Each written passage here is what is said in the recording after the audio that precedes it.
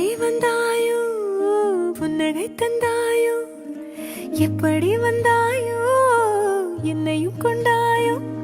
ஒரு பக்கம் கடமை, இன்னொரு பக்கம் குடும்பம். கடமையும் தவறக்கூடாது, குழந்தையும் முக்கியம். தள்ளாமலே தள்ளாடுற நானே மீண்டும் மனம் மிஞ்சிடுதே என்னிடத்தில்.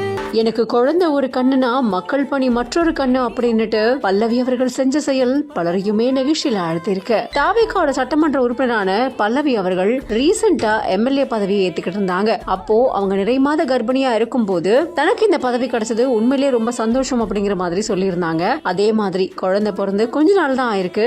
உடனே அந்த கை குழந்தையோட தன்னுடைய சட்டமன்ற உறுப்பினர் அலுவலகத்துல அவங்களுக்காக ஒரு தொட்டில் அமைச்சு இந்த பக்கமா மக்கள் பணி, இந்த பக்கமா தாயோட கடமை அப்படின்னு ரெண்டுத்தையுமே ஒரு சேர நிறைவேற்றக்கூடிய அந்த காட்சிகளானது இப்போ இணையத்துல வெளியாகி இருக்கு. பலருமே பல்லவி அவர்களை பாராட்டி இருக்காங்க.